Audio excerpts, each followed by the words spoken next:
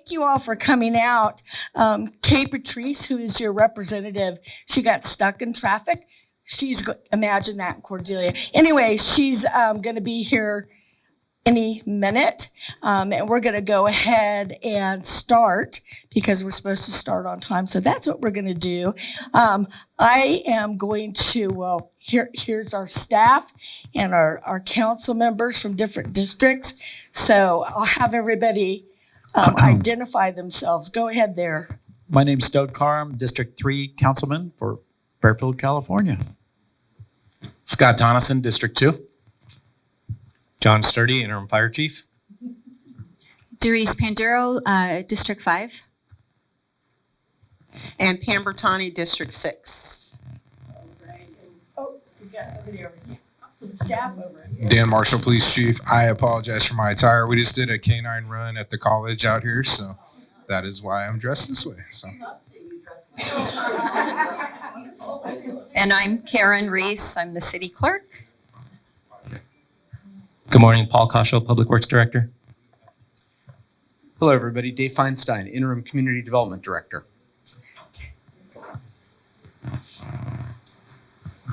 And good morning, everyone. I'm David Gasaway, City Manager. He's the brave soul who works for 7 politicians. Here's Kay Patrice. You that was perfect timing.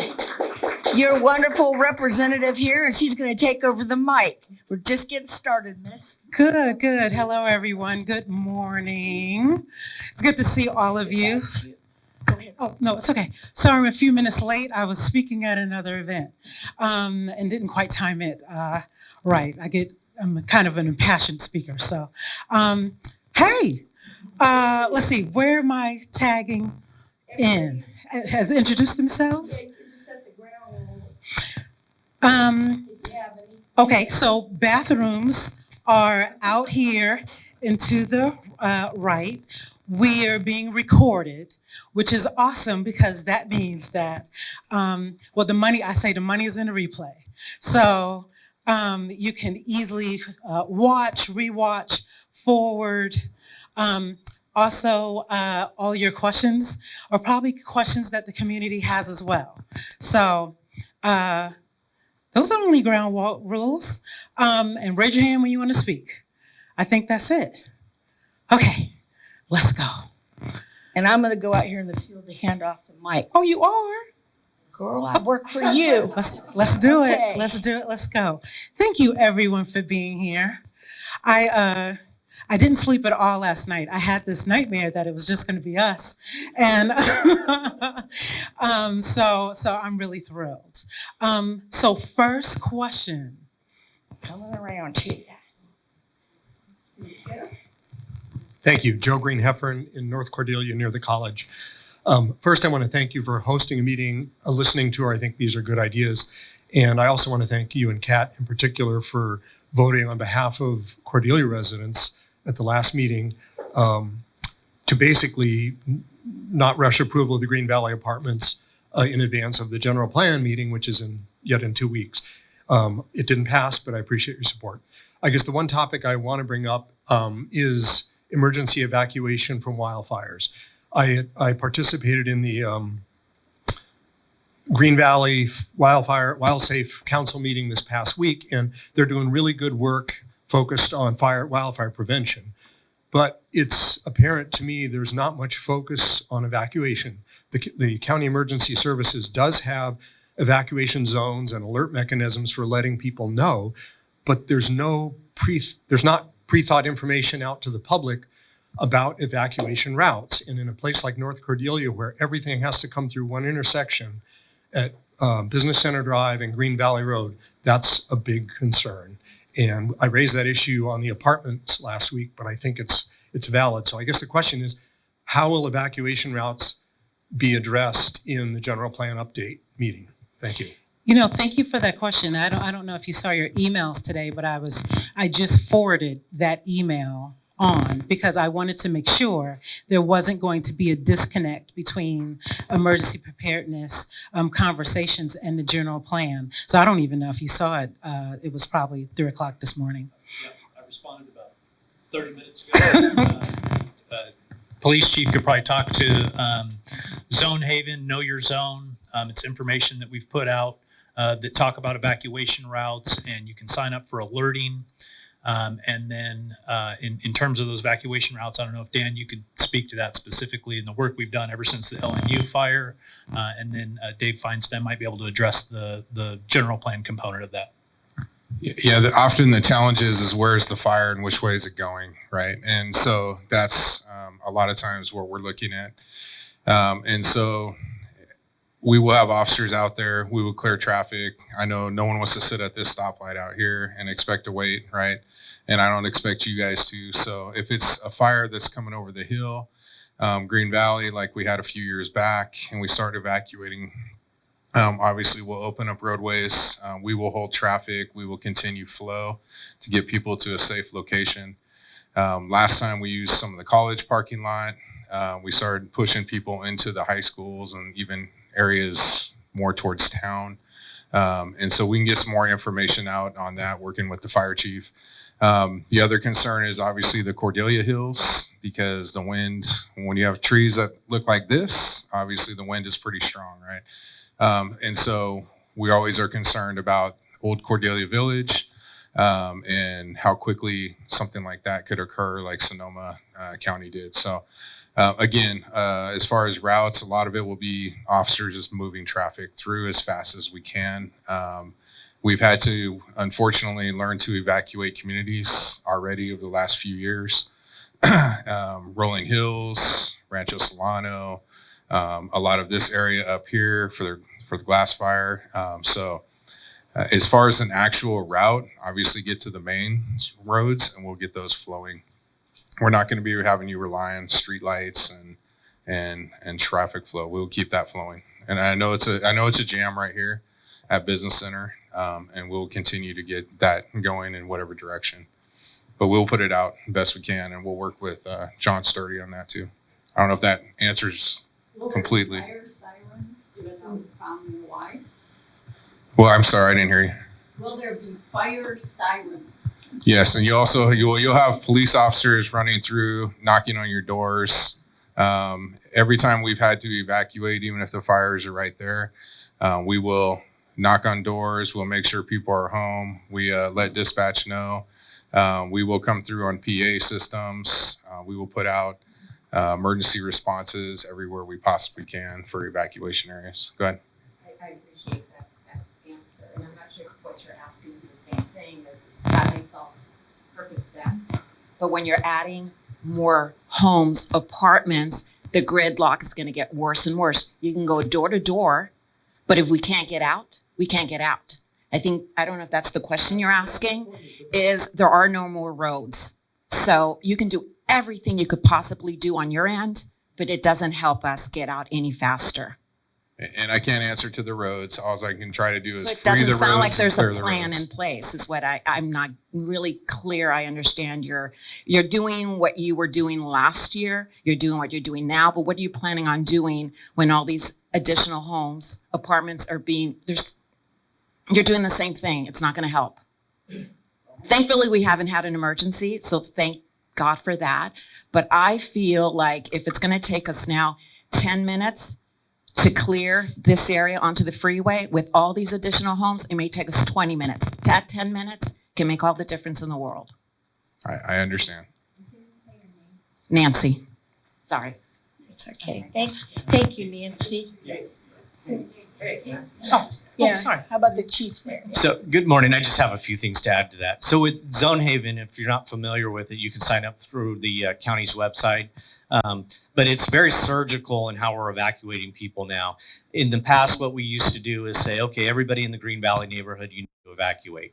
So that's not always the case. And we found this out through doing studies and data through the county and through a very lengthy process that all the fire and police agencies participated in.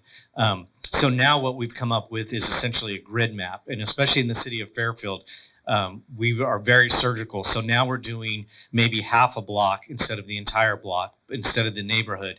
So one of the ideas behind this is to help with congestion and lessons learned in LNU, we had Travis Air Force Base being evacuated. We were getting phone calls from Maria Vista. Do we need to evacuate? And so all these people poured out onto the roads at the same time.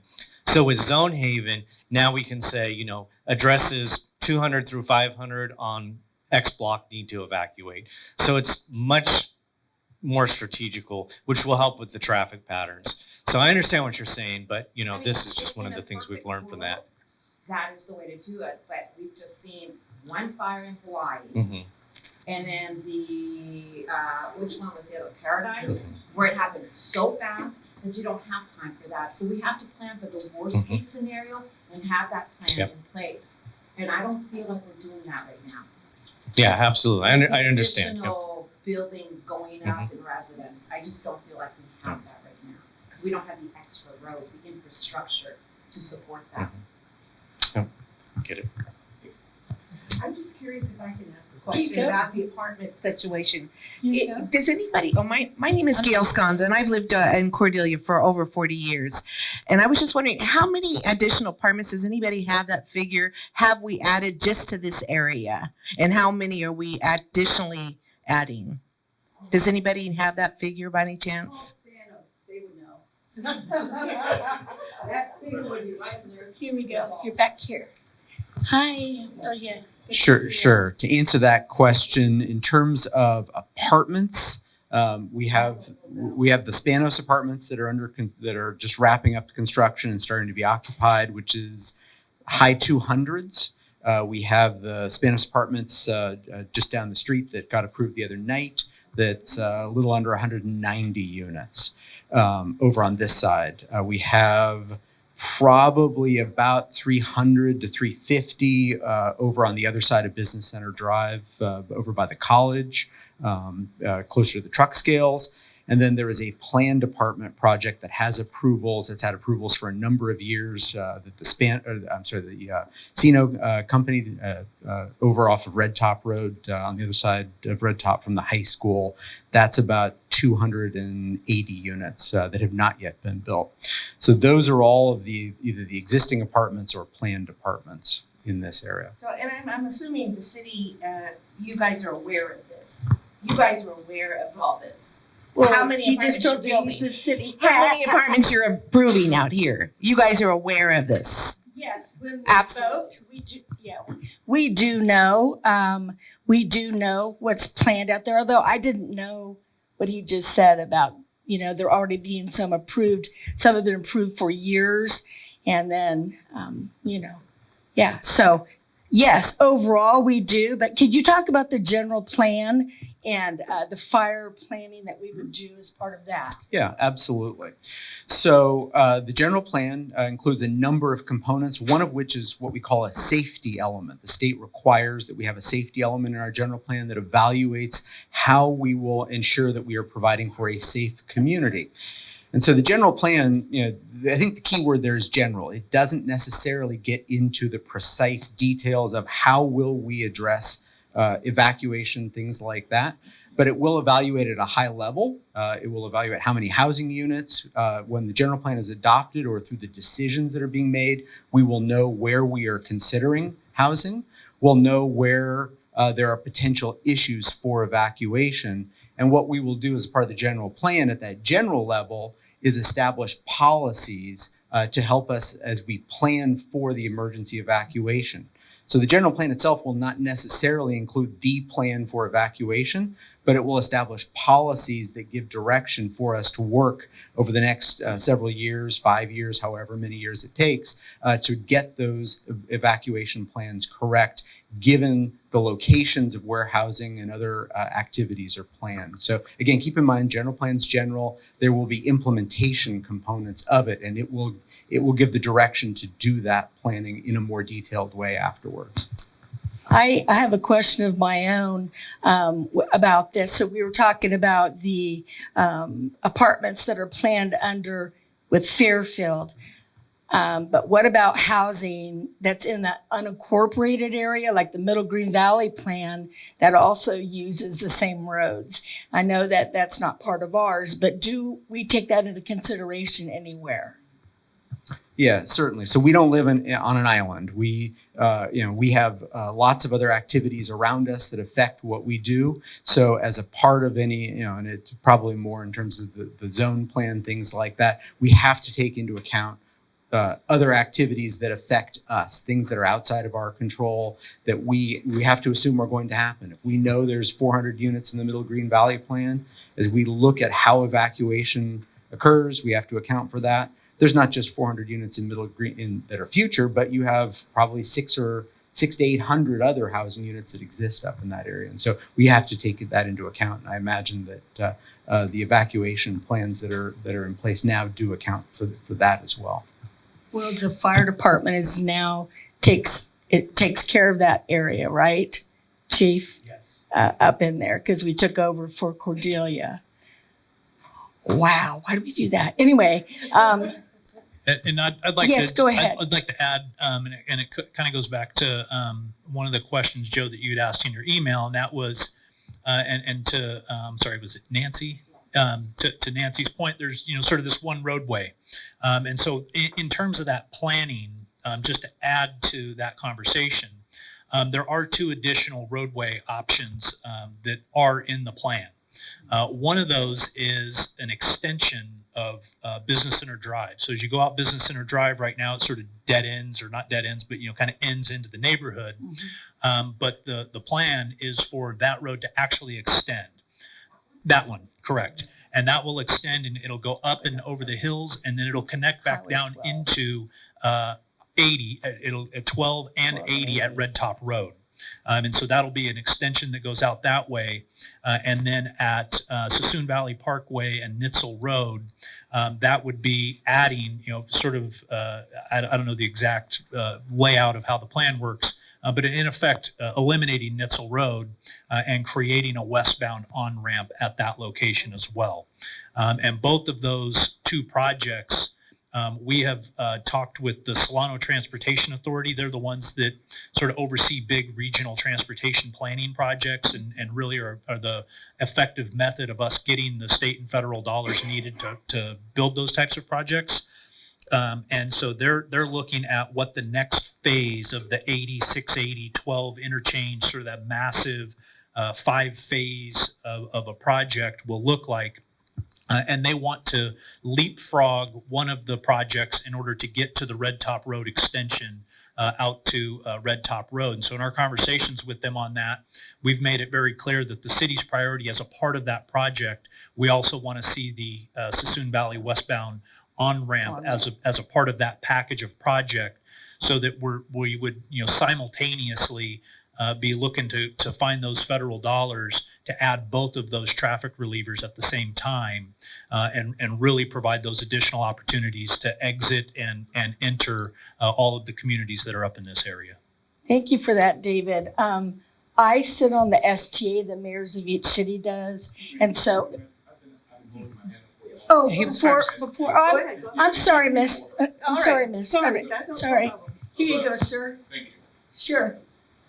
In addition to the question that the young man was asking earlier about the outlets, what about any other venues of having maybe grocery stores or other resources? Because if we're bringing in this many people, I think the count was 500 or something like that. That's families, and all we have here is what is it, Safeway and Costco.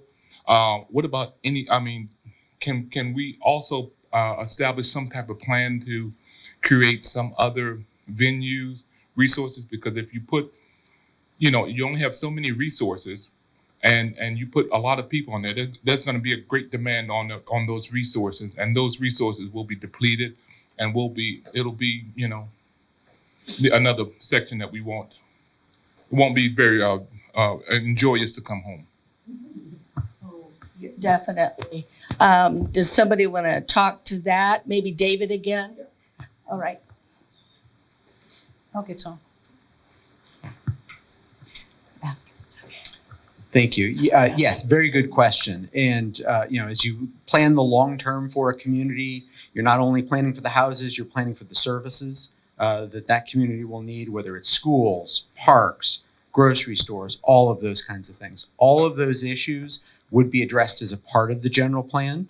We don't have the general plan agendized today, so we can't get into a lot of the details of the next steps, but we will have a study session on the Tuesday, it's either the 12th or the 13th, whichever that second Tuesday in September, and the September 12th. Thank you. Grocery stores will be specifically included in that discussion. We'll have some additional analysis to help understand what it takes for new grocery stores, things like that. We're working on that, so we'll present some information on that. But very, very clearly, we hear the community. You want more choices in retail, grocery, all of that. And so as the city council considers what kinds of different land uses to plan for in the general plan, that's absolutely a topic that we'll make sure gets addressed. Okay, and that's all valid, but we have at least 1,000 new families moving into right now. That's how I There is gave no direction plan 2 that years has ago. anything to address that demand on the resources. Is there anything that we can do to find a way of leapfrogging some process of things? I mean, there's only, like I say, only so much a Safeway and Costco can do. There has to be, when we're bringing in more families, we should ultimately be bringing in not only just families, the resources to support those families as well at a simultaneous time, not just these investors making all these new fancy apartments. It just doesn't make sense. Yeah. And I may be wrong, but Yeah. So there's a couple of things with that. So there are things that the city can control, and there are things that we can't control. We cannot force a grocery store to come in if the grocery market says there's not enough households to support another grocery store. What we hear is that you need a certain number of households to support each grocery store. We can't force the grocery stores to open. What we can do is we can set aside land for retail uses. And so we have land over on the other side of Sassoon Valley Road that's available if a grocery store wants to come in. We have land on the south side along Interstate 80 at Red Top that's also available. So we do make sure that there's land for grocery stores when they are ready to come in. And as a part of the general plan, we will work to make sure that we have sufficient land established so that if there's demand for more grocery, and I'm hearing from this group that you feel that there is, that we have land for that. And then we can work to try to attract grocery stores to the city. So by the end of this build out that we have planned, they will be able to stop, Safeway and Costco will be able to accommodate all those new families that's coming in. So I didn't say that they will. We're still working. First of all, we're working to figure out how many houses are we planning for in this community. We don't know that answer yet. That's still to be determined as a part of the general plan. But as a part of that consideration, we will look and say, we'll figure out what's the demand for that would support another grocery store. Do we have enough housing? And make sure that we have enough sites available so that grocery can come into this community. I'm just at Fairfield does being back at the same thing. So I have like I said, if I was looking for a day, there would be a package, that you would have to come into the community with. You would have to accommodate for the elementary school because again, there's going to be small children, families. And again, it's just not making sense. It's like, hey, I'm going to buy a BMW and I have $40 in the account. It just doesn't make sense. No, it doesn't. Yeah. The other thing to think about with the general plan is the general plan is not a picture of what's happening tomorrow. It is a picture of what will happen over the next 25 to 30 years. And so it's going to be looking down the road, roughly 2050, and saying, when 2050 is done, these are the whole package of things that we as a community want to see. And so there may be issues today, and we can put policies in the general plan to help ensure that as growth happens at each point over the coming 25, 30 years, that we're making sure we're looking at schools, we're looking at retail needs, things like that. But do keep in mind that the overall land use vision of the general plan really is looking out 25 to 30 years and saying, what will we look like? And given how many houses we're planning for, how many schools do we think we'll need? And let's identify the possible sites that schools could go. Do we need another fire station, for example? Let's identify those locations. Do we need more parks? Let's identify those locations. They don't necessarily come in tomorrow. They don't get built tomorrow, but the plan looks out over the long term and says, as everything gets built out, these are the general locations where things would occur. I get what you're saying, that the replan, I know I don't want to hold you. No, can you tell us, well, two things. No, give me 2 seconds. First, what is your name, sir? Quentin. And then he's going to finish this, but then I want to make sure I have the hand orders that I'm seeing. Nora, then I saw Nancy, and I think I saw your hand first and then yours, but are you saying you're okay, got it. I just want to make sure I have the order correct. Okay, and I want to acknowledge that I see hands. Okay, but let's manage these 4 before we do more hands, okay? Okay. And we're good to move on. Okay, Mr. Cohen, were you finished? You know, again, we'll move on. I think Nora was next. Okay, I raised my hand because David, you touched upon the road and that would connect Cordelia or Red Top Road to Green Valley. And that seems to me like you've already made a decision to annex the Hoffman property. Is that correct? Has that already been decided? No. Okay. Well, I would like for the city to please think about package 3 and package 4. I understand that you're talking about this connector between Green Valley and Cordelia, but I'm sorry, the ranch community and other parts of our communities have been waiting for package 3 and package 4. We really need that.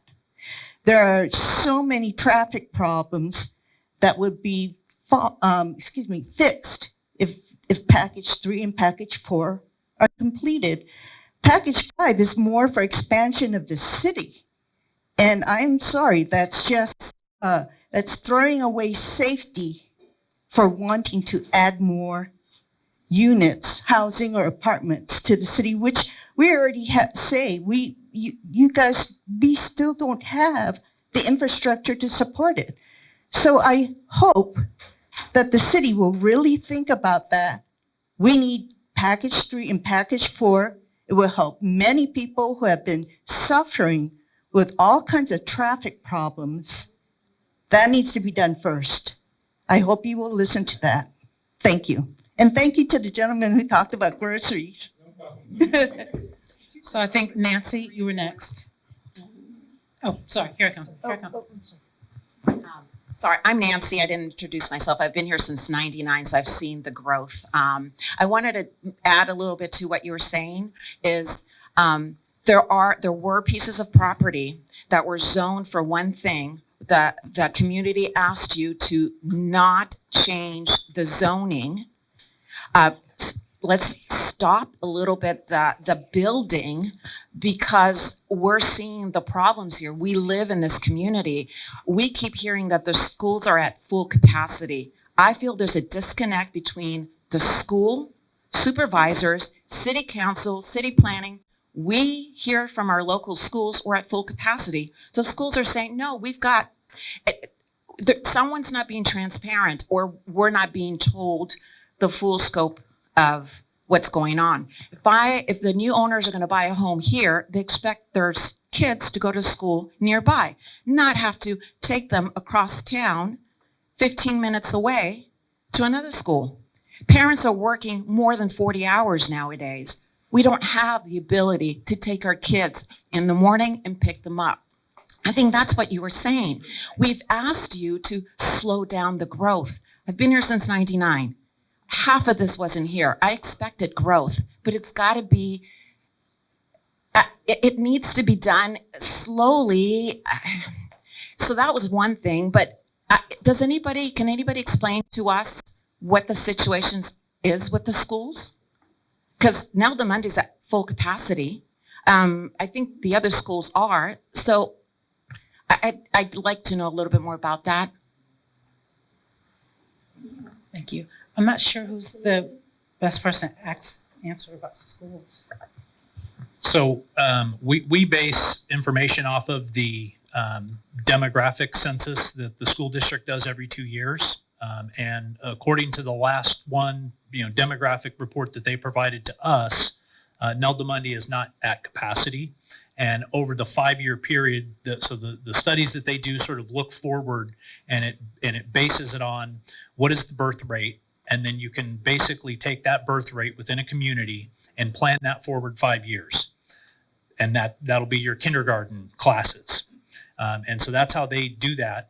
We coordinate with them. We meet with them, monthly or every other month, to talk about new development. So they know, we provide for them what the plans are. They take that into account in those studies as they then do those demographic projections. And so I can't speak for the school district. Those are better questions for them. But at least in the data that they have provided us, that we do take a look at as in particular as we're doing the general plan, as of now, the school district has said that Nelda Mundy is not at capacity, and that because of a declining birth rate overall in society, that's just something that's statistically true, that there is no capacity issues, and that's all we know. Thank you. Also, what we could do is also share the Unified School District rep for this area. Could we share also her name and her contact person? We have one of her marketing. Hi, I'm the Director of Communications for Trustee Ana Botero. She is one of the trustees that covers this area. You can contact her at anapetero@fsust.org to address these concerns. And there's another trustee in this area. It's Judy Honeychurch, and it's the same Judy Honeychurch at fsust.org. And then you can also look on the website for their contact information. Thank you for that, Jacob, because I know Anna sees some of the things that's posted on Nextdoor. So, and I just wasn't thinking to invite her. So thank you for Jacob for coming. Let me make sure I have the order right. Ma'am, you were next. You were next. Okay. Thank you. My name is Young. I'm living in here Green Valley community across the street from Costco. Piggybacking to the school concern, that was my question during the general planning. I wanted to ask the school expansion or improvements are included in the general plan, and then as a parent of 2 students are going to Nelda Mundy, I don't know there is a transparency about the capacity, but it feels really, really packed, and the students at each classroom is about more than 25 students per class. And then the travel to drop off and the pickups are always a lot of complainings, including it's always daily newsletter, weekly newsletter from the principal that please, this drop off is chaotic in the morning, so please do not do this, do not do this. It tells me that it's really challenging for parents who working 40 hours every day. We have to be work at 9 a.m. So definitely the school, and then the kids' safety is my question, that if general plans 5 years, we have more comers coming in after 2 years of development is done, then what's our plan? That I think, is it included for that next 5 years plan? That's a question. Yeah, I can touch on that a little bit. And again, just a reminder, the general plan looks out long-term, says, here's the community we want to be. We want retail, we want schools. We figure out how much housing we either need or we want, we put that into the vision, and then the things that support that. The vision for the general plan says, if we're planning X number of houses, we work to figure out, okay, well, how many schools does that need to be at? Does that mean we need to add to this area? And so we would look to identify possible locations so that as the city builds out over the next 25, 30 years, there is space and capacity and locations, should there be need for new schools, that we have that. So again, general plan doesn't look in short little chunks, it looks more long-term. And so we make sure that we are planning for that complete vision. In terms of the shorter timeframes or particular development proposals that are anticipated by our existing general plan, where the general plan, the zoning say, yep, you can have that housing. State law actually precludes, to a great extent, the city's ability to use schools as any decision-making factor in whether or not to approve a project. If our general plan and zoning allow for it, state law basically says we can require the developers to pay an impact fee that the school district has set. And beyond that, every other decision regarding schools is in the hands of the school district. But we will make sure as a part of that long-term vision that we're identifying if more schools are needed and look to see where they can be located. Thank you. Hi, excuse me. My name is Cindy Grant. I've lived here for 25 years in Cordelia. And one of the things that I questioned, and thank you so much for bringing up everything you did, because I 1000% agree with everything you said, is that I wanted to know what the city is doing to attract retail to the other side of the freeway. I live in Cordelia Village, right near Rodriguez, right near Oak Brook. We have Tower Mart for 15,000, if I remember right, 15,000 population on that side of the freeway. That's the size of a small city. And if you've approved the apartments across from the high school, you've also approved Fieldcrest, which I think was over 300 homes that will eventually be built up there. And we have a little tiny convenience store for 15,000 people. What is the city doing right now to attract retail to that side specifically of the freeway? You say there's space in your Red Top Road. The general plan I know is a long, broad look, but what are we doing right now? That's my question.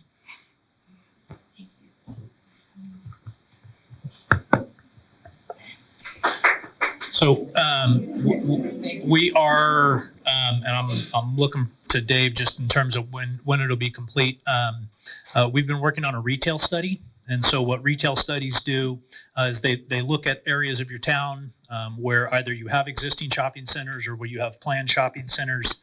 And then, we sort of analyze the data to identify, okay, what types of retailers based on all of the factors, market factors today, could we attract? And then from there, once we know that, then we'll put together marketing plans in order to outreach to those types of retailers to say, basically here's an opportunity site. We have an economic development division within the community development department that's responsible for that. We attend trade shows. So there's one of the big ones, ICSC, International Convention, or International Convention for Shopping Centers, I think. International Shopping Center Convention, and so we attend each of those planned programs, conferences, and at those what we do is we take marketing materials to say here's opportunity sites in the city of Fairfield, and then we try to start those conversations with the retailers who might be interested then in locating their stores here. Okay, so a couple things. My name is George Kennedy, and I've lived out here since '89, along with Jim, who there was nothing out here except Chuck's Super Cheaper. And that was literally our food desert. But yeah, I know, right? Bring the dinosaurs and the rhinos, but the Bagatorials. But on a more serious note, with the schools, one of the things I just recently learned, with the schools back in the 80s, right, David? The schools are complaining about having money taken out of the budgets, from and such. So the state did this wonderful thing, and they created a law where developers would provide a certain amount of money for each dwelling, and then that is to take care of all the schools. And so what happened was the developer said, oh yeah, baby, we don't have to put any more money because the state law says this is the maximum money we have to put in for each unit for a school. Counties can't do it. Cities can't force additional. So that's one of the things. The really big thing that those of us who've lived here for a while know that every single school in this area when it was designed and when it was built, had busing. The kids were bused to schools. And the school district, when they had a $6 million deficit 15 years ago, took away busing. And that busing, now you take those 200 kids that are going to each one of these schools, Les Rodriguez, who has even more, those parents are having be forced to take their kids through carpools or whatever to get our kids to schools. And what we need to do as a community is say, the school districts control the schools, the city controls the city. We need to start pounding the school district if we want to alleviate traffic in our neighborhoods. And do I live in one? Yes, I have Cordelia Hills directly across the street from my house. So I live it every day, just like everybody else that brings their kids to the school every day. So if we want to do that, we have to be our own advocates and going to the school district to say, we need help with this, because the city can't create wider roads in our neighborhoods where they put these schools on narrower streets.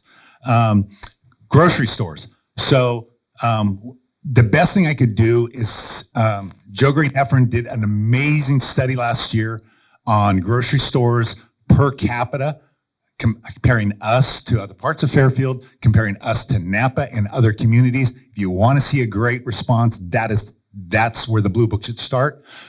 We are undersized. One of the big things is Costco is considered a grocery store in the business designations. So we have 2 grocery stores out here. We all may disagree on that because it's membership, but that is one. Nugget. I've heard for years, let's bring in Nugget. God, please bring in Nugget. So I did talk to some people with the Nugget chain, and several years ago, they purchased an entire market, a company from Paradise in Marin County. So they were saddled with a great amount of debt on that. And they built another large grocery store out East Sacramento, which put them in another like $10 million hole. So today, they're trying to pay down their debt before they get, before they're overcompensated, have too much debt, and they go out of business. So they're trying to bring down their debt before they start going out to new marketplaces. So, and if you want retail and you want grocery stores, do what they did 20 years ago in this town. 2 women got together and said, we want a Trader Joe's. And they went out and they got thousands and thousands of signatures. And Trader Joe's says, oh, there's a Fairfield, California. We got all these people that have been pounding us. We have to advocate for ourselves if we want this stuff out here. That's all I have to say. Yeah, George is right. I wanted to say real quickly one thing about the busing. I spoke directly with the school administrator about this. I was advocating actually for this group here, out here, but it's bad anywhere around any school in the city, but especially out here because you have fewer roads, streets in and out, but there are others. Anyway, she told me, she said, we would do it, but parents say they wouldn't put their kids on a bus. And if that's not true, again, I'm just going to say it again.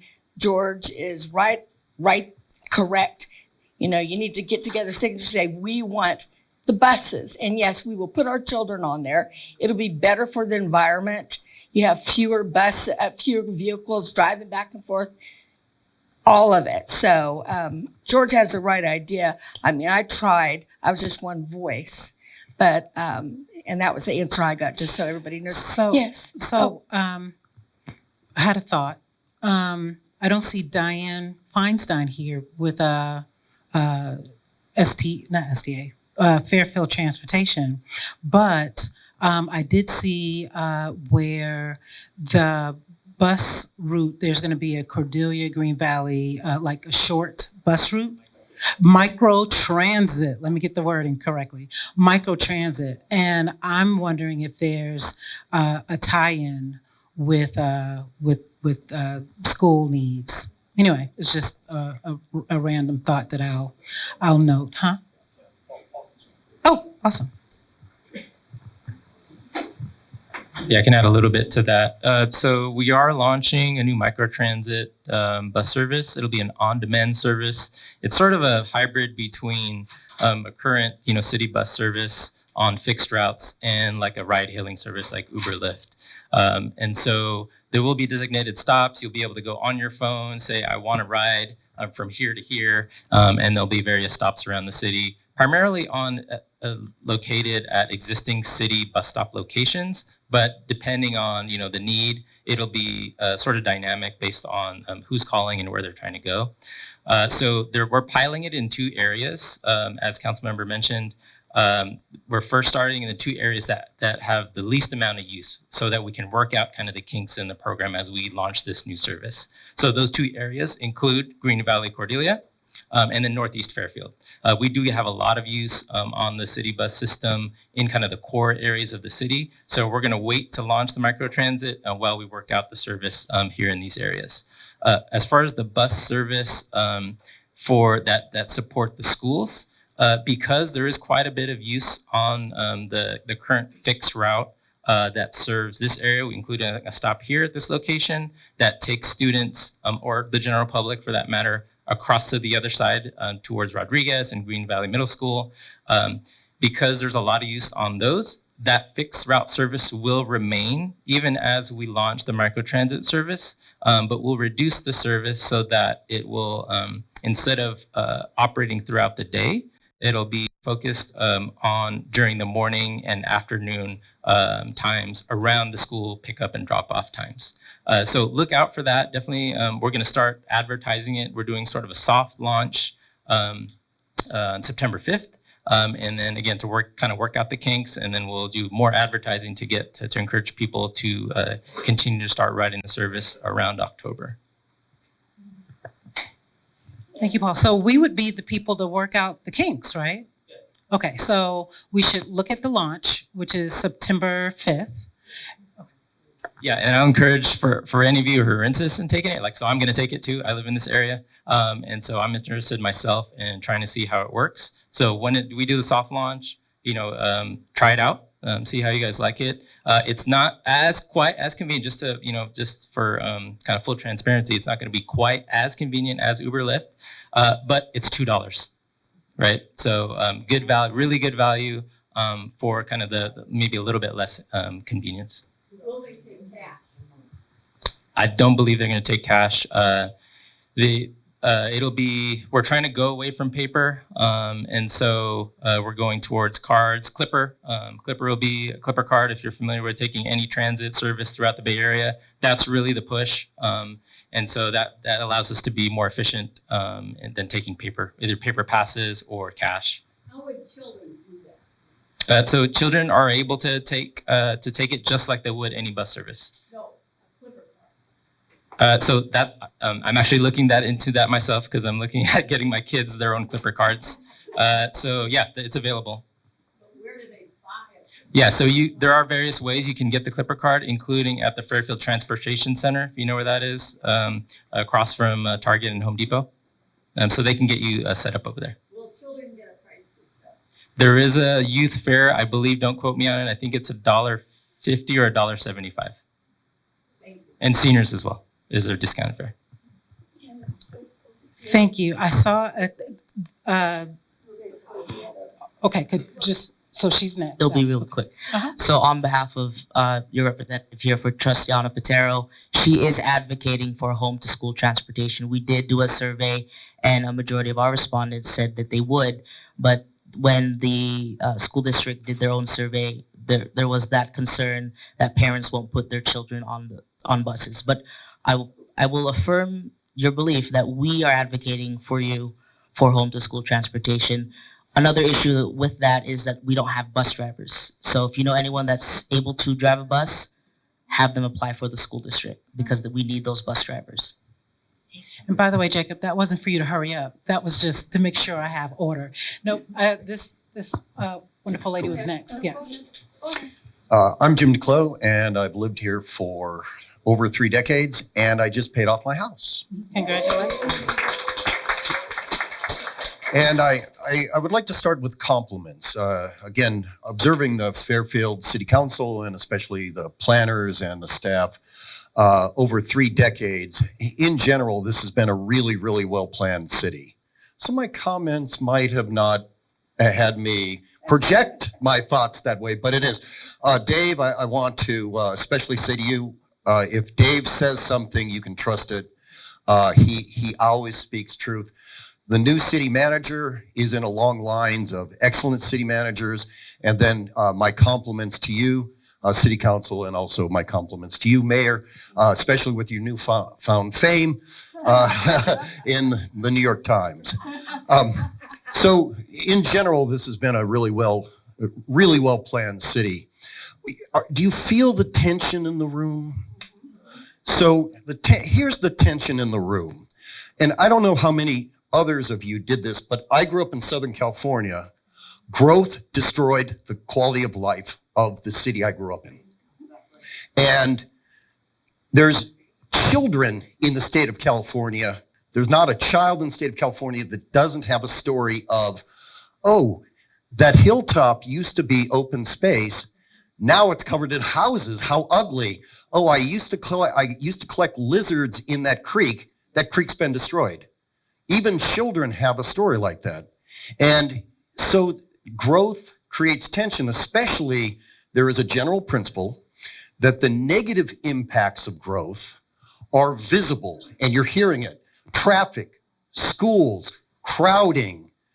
Wait, I tried to escape that, and now my city is reenacting what I went through in my childhood that turned out to be bad, and everyone can expect it to be bad. Now, we used to use terms urban sprawl.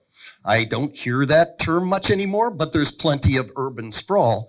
And so that's the tension in the room, is we are afraid that the new general plan is going to create a nightmare and change our quality of life. That's the tension. If you had an honestly elected city council in most cities in the United States, 4 out of 7 would be no growth, 2 out of 7 would be slow growth. There'd be a single pro-growth person if it reflected the community. Am I right? No, okay. So that is the tension in the room. Now, you have a general plan, which is long-range planning, and you have a business park zoning, and all of a sudden, Solano Business Park is now rezoned houses. Wait, it still has the sign, Business Park, it's houses. That was supposed to be business park. This area was supposed to be business, and I don't think we object to apartments per se, but the apartments were taking the place of something that was supposed to be business. And growth doesn't pay for itself. We determined that in the 90s with the study from Bank of America. Residential growth is a sap on city revenues. Industrial growth, and to some extent commercial growth, benefits it. And when you have the substitution of residential for either in industry or commercial, then the rest of us pay for it. And so the feeling arises of, wait, are we subsidizing an out-of-town developer to come in, and we are going to have to pay for them making money, selling those units, and leaving? And again, my question in the past, when you talked about the general plan, is who is the general plan written for? Is it written for us, or is it written for developers? Because am I capturing the feeling in the room? So, no, and I know you're doing your best. I know, as George said, the state has imposed a lot of restrictions on you. We need housing statewide, and they say everyone has to take their share. And I know that you're working on that. But again, the residents feel the impact, and for growth, there are relatively few benefits. New supermarkets are one benefit of growth, and there are other, but they're much less visible than the impacts. All that leads up to, could you tell me about the general plan and what's currently planned for this area? I haven't received an update for a while. And also maybe the mayor could talk about Flannery. If you haven't been following this, because it just released yesterday, the greatest threat to our county and to our quality of life has now been revealed. And George and I were talking, Madam Mayor, you were the one that saw this 3 years ago when no one else did. Best compliments to you. And so what's going on? What's the future? I want the big plans. Thanks. So let's do an A and a B. Okay. So I feel like A's been covered, but you is there any okay, thank you, ma'am. Just give me a second. Is there any thought from Dave to kind of explain the general plan in a different way that's more concise? So this is what I know. So just joined city council, and it was a process that has been going on for a few years. Yep, you're B. For a few years. The process was stopped. The thought was there's 2 new city council members that's coming on. Doug and I came on. And then the process began again. And so Doug and I have been knee deep getting caught up in learning the general plan, more me than Doug. Doug is was born and raised here and knows Fairfield like the back of his hand. It's pretty amusing going around the city with him and getting those great stories. But for me, it's just learning so that we all will be on the same page when we make great decisions about the general plan. So that's my purview. Did you want to add anything? And we're starting with Cordelia Green Valley first, right? My question is anything new that we have? Yeah, anything new with our existing general plan? Is that what you're asking? With the upcoming general plan? No, I don't think there's anything new that hasn't been that hasn't already been put out into the discussion area of what the community is looking for and what the process is. Again, on September 12th, we'll have a final study session to look at the overall vision for Cordelia, and we're hearing, the council's hearing input from you today about what your thoughts are on what that vision should be.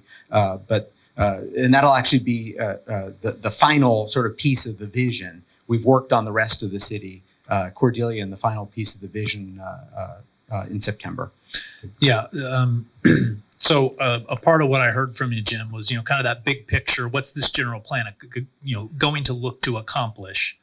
And so as we've gone through this process over the last, going on, I think almost 2 years at this point, we heard very loud and clear from the community. And then the direction from the council was Fairfield's done growing out, right? And so that's to your comment about suburban sprawl, and the fact that, over the long term, that type of development pattern does not pay for itself. And so the council was very purposeful in their conversations and then their direction on the general plan to start seeing Fairfield growing back in on itself. And so there was a lot of emphasis, particularly in the number of housing units and the planned growth. I think the 2050 population projection is that Fairfield will be somewhere around 150,000 population by 2050. Right now, we're either right at 120,000 or just a few hundred shy of 120,000. So that's another 30,000 residents that the general plan is planning for over the next 25 or plus years. And so a lot of the growth, as we're doing the analysis on where do those units go, is looking at a lot more infill development, particularly in heart of Fairfield. That calls for a couple thousand housing units. Certainly the northeast side of town, where there's a lot of new growth planned out there already, it's taking that into account. And then I would say that the sort of the new areas of focus, based on the council's discussion and direction, was looking at more of the areas around Solano Town Center. The malls, as we all know, malls in America are slowly fading away. It's just sort of a use that is unattractive for retailers and for most consumers these days. But it's not to say that there aren't malls that are succeeding as they reposition themselves, in particular, to be more of a lifestyle center. What that means is you concentrate housing, particularly high density housing around those. You add more of a food and beverage and entertainment use. So it becomes a gathering place for those residential units then that you place around it. And then looking at the North Texas corridor and recognizing that that's very much a 1940s, 50s, 60s type of development pattern where it's very autocentric.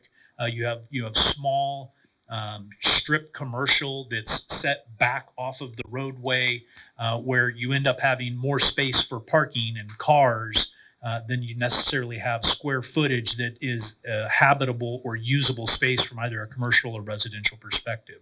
So from the biggest picture possible, trying to address your question, Jim, is that this next general plan is really looking at how does the city start to grow back in on itself and concentrate that development and that density in the areas that already have the infrastructure that's been provided. So there's not that cost of adding all of that additional infrastructure and then figuring out, okay, over 50, 60, 70 years, how does that infrastructure get maintained? And to Jim's point, that's part of what we see is when you look across the state of California, where you have lots of suburban communities that after World War II grew up in this sprawling manner, there is not sufficient revenue streams. The funding that is meant to take care of that infrastructure and keep those communities nice simply isn't there, because when you're looking at the revenue generated from a square foot of a piece of property, the more sprawled out you are, the more area that the revenue that comes from that has to maintain, as opposed to having that a little bit more dense. And so I think over the next 30 years, the emphasis is going to be on really trying to see more of that infill development and redevelopment of underutilized property, as opposed to just the continued outward march that we have seen in the past. So I hope that addresses it. Thank you so much, and thank you. I think you were next, and then did you want her to go, or do you want me to talk about that? Yeah, if you could do part B, because we're getting a lot of questions about that online. So I'm just getting texted right now from the New York Times. So they're trying to update me. See how infamous I am? Yeah.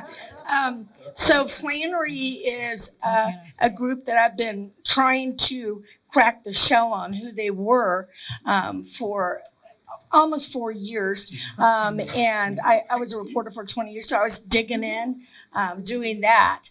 And I was able to find some things, but not enough. Like, who were they really? They incorporated in Delaware, which is a very secretive state. You can't break through a lot of that. So what happened was how many of you may have gotten a poll asking you recently, yes, about whether you would like 2 million homes out in an area that isn't really farmed. So anyway, some of us have. But so I wrote something just on my Facebook, because I don't write for newspapers or anything anymore. And the New York Times reads that stuff. They'd gotten a tip from somebody who in 2000, it's been a little while, but anyway, they know of a gentleman who put these plans together. And it happened to be that 3.5 years ago, I called that gentleman and called him, and he wouldn't return my phone call. Now I know why. He's it. So he's the, quote, brainchild. Well, who are these people out here? We were thinking China. You think all kinds of things. The fear is that they would cripple Travis Air Force Base, and they can. They own land right up to one of the fences on one side, and they now have land around the whole area. They've paid up to 10 times for what the land was worth, and they've caused problems with the farmers. But what we're concerned about are a couple of things. What do you mean you want to put a whole new city? That's what they want to do. And they are billionaires. They are the people who put together some of the things that you and I use every day. They're the billionaires, the high tech, Silicon Valley people. And they think that they can just come in and drop a city on us. And the problem is that it's right next to the base. Fairfield, Suisun City, Vacaville are very careful about encroachment.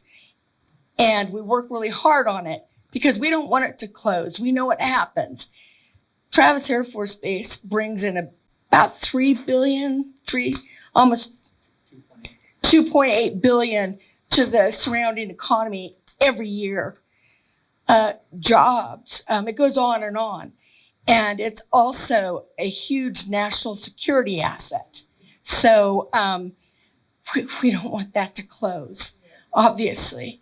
And we don't need those houses out there either. Where's the water coming from? We know that there's not water because what do they do out there? What kind of farming? It's called dry farming. And what else do they do out there? They graze sheep and some cattle and llamas, but mostly they have to feed them. Hey, they buy somewhere else. And so there's no water. There's Highway 12, which is also known as Blood Alley.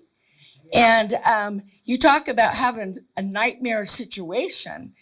That is it. So the bottom line is the New York Times was able to break it open. I've been talking to them for about a week and a half now. And they were able to get down to it. What they said was, we're going to go ahead and publish this story. And these guys were saying, we'll sue you, blah, blah, blah. But, it turns out that the New York Times was one of the big First Amendment cases on stopping something that hasn't been published. So they said, bring it. Come on then. We're going to go ahead and print this thing. And so then some of them came forward and said, okay, we'll talk to you. So that's how they had to do it. And that's the bottom line. They do want to build a city. They I guess, have more money than God. It's pretty disgusting is what it is. And they want to use our assets, threaten our base. And our city manager is going to stop them. You watch. Yes. Thank you. I read your Facebook Oh, post. yes. It doesn't make sense. No. Why spend 10 times? There's no infrastructure. There's no water. How do we stop this? Does the Suisun, Vacaville, Fairfield planning, can you guys stop this? Is there legally, can you stop this? I mean, it just doesn't make sense why they'd They spend say all they're this gonna money. Put it to the voters. Yeah. They Yeah. would have to. So it's up to you guys to stop them. Yeah, ultimately, so there's a few ways that cities go about incorporation in California. And so it would require a vote. And so, that depending on how that's structured, there's a lot to unpack there and too many unknowns for me to sort of accurately answer that question. To the first part of the question, and this is just sort of the reasoning that, why, right? Why would they do this? I think if you look at the challenges that California faces, they probably saw an opportunity. And 4 times the value of land is, to all of us average folks, like, why would you ever do that? If you think about, look at all of California, look at all of the places where you have population bases. So the Bay Area, the Sacramento region, down the Central Valley, the Inland Empire, LA area, San Diego. Where in the state of California, near a major population center, could you pick up 50,000 acres of land for less than $1 billion? There is no place else in the state of California that's possible. And so my guess is that there's a variety of things that they might have of interest. For one, supply chain issues, right? COVID, we all learned about, a lot more attention focused on, shipping containers and those types of things. The Oakland port is sort of at capacity. There's challenges there. And so, they could have interest in another deep water port. That's one of the things that I think was referenced in the New York Times. So that might be an opportunity. As we look, so I think in terms of the why, these are individuals that clearly I don't know them. I haven't researched them, don't know a lot about them. But certainly, there's a mindset in Silicon Valley that is move fast and break stuff. right? And there's a lot of hubris. Jim could probably speak to that culture better than I can. But I think in terms of the why was there was some individuals that thought, wow, here's a lot of unused land and it's really cheap compared to anything else you would want to then go invest billions of dollars, which these people have. So very brief, because I want to make sure that we get to all the questions. We only have a short period of time left here. I'll be quick. So this is now a chess game, and they really declared war on us. If you think about an outsider is coming in, and we want to develop a plan that did not go through the county general planning process, that did not go through the city planning process. This is what we want, and we are going to try to impose it. I don't care what the locals think, and I don't care what their elected officials think. They're meeting with Garamendi and Thompson. This is what they do. And again, it's nonpartisan. There are 3 Democrats, 1 Republican. That's who they talk to. They talk to people at the Senate level, at the House of Representatives level, and they're going to go to the state legislature, and they're going to try to enact legislation that makes it harder for us to stop them. The baseline here is, luckily in Solano County, we have the Orderly Growth Amendment that the voters voted for, that in order for them to come in and to change land use designation on unincorporated county, they're going to have to come to us. And they have lots of money, and they're going to have to convince us that this is a good thing. My prediction, I don't know if you have any predictions of their next chess move. My prediction is they're going to come in and start handing out money. So I think they're going to donate to the schools and donate to the Boys and Girls Clubs and donate that, and they're going to start to try to build some momentum for the community to vote in favor of this. But they have 2 options under the current circumstance, unless the legislature does this. And we've been defeated we've been defeated in the past on the landfill, that the landfill that is Republic bought the state legislature. They bought the state legislature. We were winning in courts. They bought the state legislature. So that could happen. But if the situation doesn't change, they have 2 options.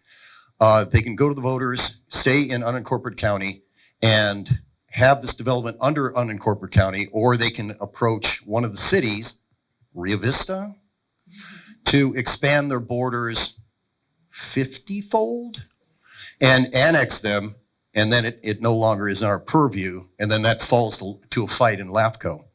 So anyway, this is coming. They have lots of money, and money talks, and they have lots of power based on having lots of money. Thank you. Yes.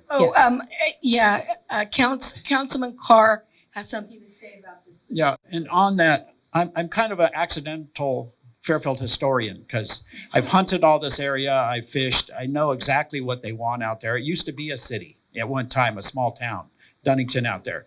And I don't know how many people have been out there, but it's beautiful back when you get up towards the water. And it wouldn't take much for billionaires to turn that into a yacht haven.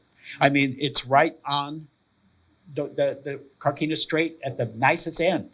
There's Collinsville out there. When I was a kid, there used to be a bar and a pool table, and you could launch your boats out there. That's what they're mainly after, is extending that in right there at the back of Suisun, because it is a beautiful property. And at one time it was in a big fight whether it was going to be the actual town of Suisun back in the early days. So there's still, I mean, it's not a ghost town per se, because it wasn't, it didn't have the post office on, but there was actually a town out there at one time. And that's, from what I understand, why you can't get other land in the Bay Area that has all that, and it's sitting there not being used. So that's what got them in the first place. So it is a scary thought, and it's a nice place. It isn't like when you drive down. Used for land. Yeah. Lands. Right. It's not being used for residential. But that's what they're after, and it's really nice. So if you haven't been out there, now you got a little bit more history on that. I agree with you, Jim. They're going to start dumping money into the legislature, and they're going to do this 100%. They're going for it. I'm meeting with Garamendi. He called me yesterday. we're working on a plan to take them out here at the roots. Oh, boy. So while we're transitioning, thank you. You finally got the mic. You finally got the mic. The other hand I saw was yours, ma'am. What are the other outstanding hands? You haven't spoken before. You have, and then we'll, if we have time, we'll do hands that have already been raised. Okay, so 1, 2, yes, 3, 4, 5. And can you say your names before you speak? Okay, and we have about 30 minutes to manage. So I just want to make sure new hands are, and I want us to be brief so we can get all questions out there. We have a car wash after. Oh, very good, yes. I agree. Yes, ma'am.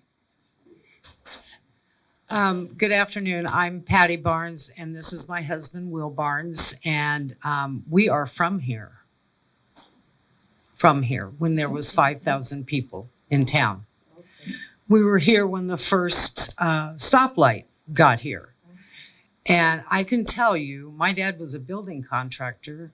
He did mostly schools and stuff out on Travis. But so we both have a lot of history. Will's dad was military, retired. And then he became vice president at Solano, which was kind of funny because Will and I didn't know one another. And my dad built Solano, a good part of it. But had the people had their way back then, Fairfield would have never grown beyond 5,000 people. Okay, so all of this is generational. It's going to continue to happen. The way it was explained to us is if you have anything on I-80, it's going to grow. If you don't want growth, stay away from I-80. So that was kind of always the premise. And so a lot of this happened without the local farmers. We had Rockfield Corner, and that was like Safeway.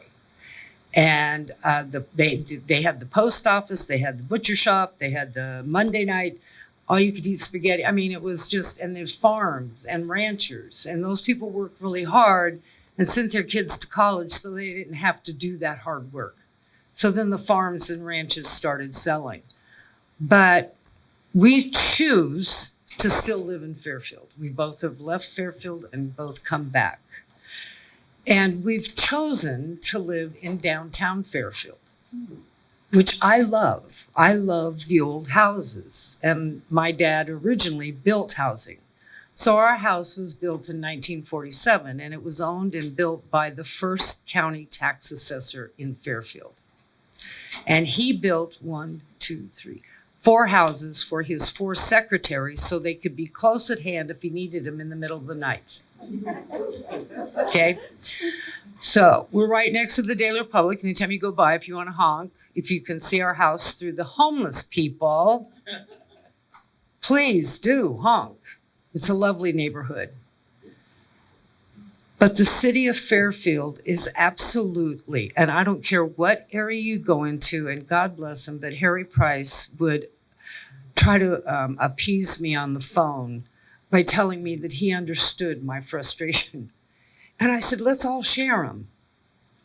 They could go to each community for a month, and that way we would all get the homeless for 2 months a year. They could go to Green Valley, they could go to Paradise Valley, they could go to Rolling Hills, they could go to Rancho Solano. When there is anything that's going to happen in downtown Fairfield, I can guarantee you, you will not see anything about homeless. Let the 4th of July parade happen, and I don't know where they take them, but they're gone. But they bring them back. Now, I get it because the services are in Fairfield. Something has to change. And everybody wants to blame it on Reaganomics. Well, that passed in his office when that happened, when he closed down mental institutions. It was a law.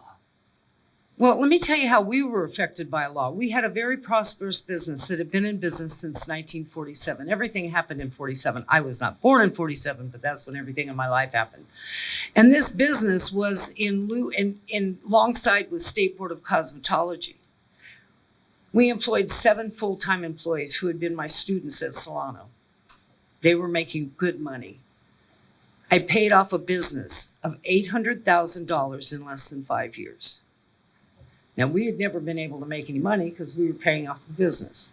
The governor signed a law that put our business out of business.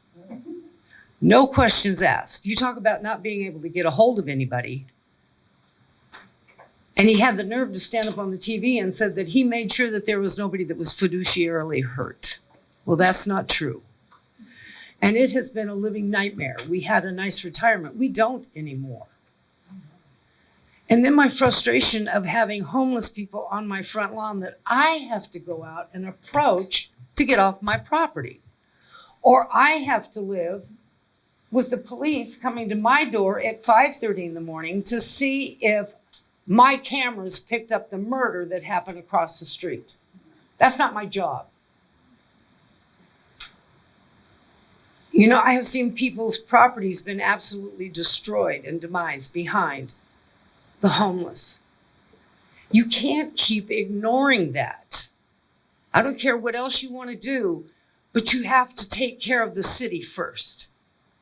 It's bad business if you expand before you take care of. Because I talk to more people who want to leave and get out of this area than I do about people that want to move in this area. And that's shameful. That's shameful. It's not perfect, but it's a nice little city. Yeah, and it's still considered a little city.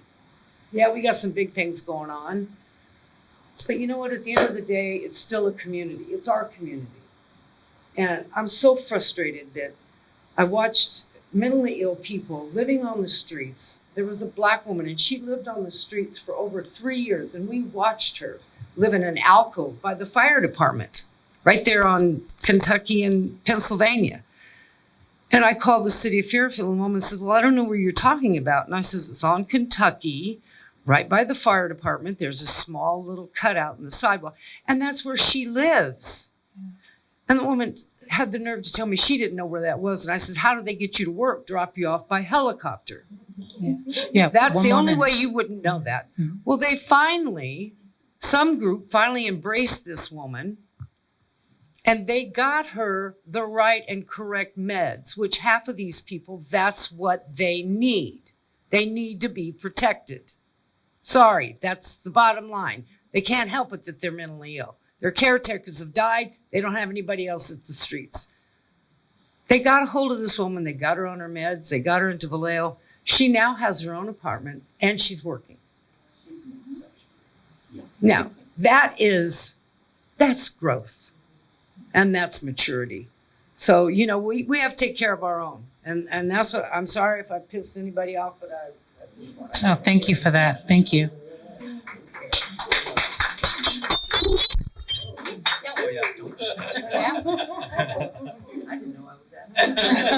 We're too close. Did you want to say anything about the HIT team? Okay.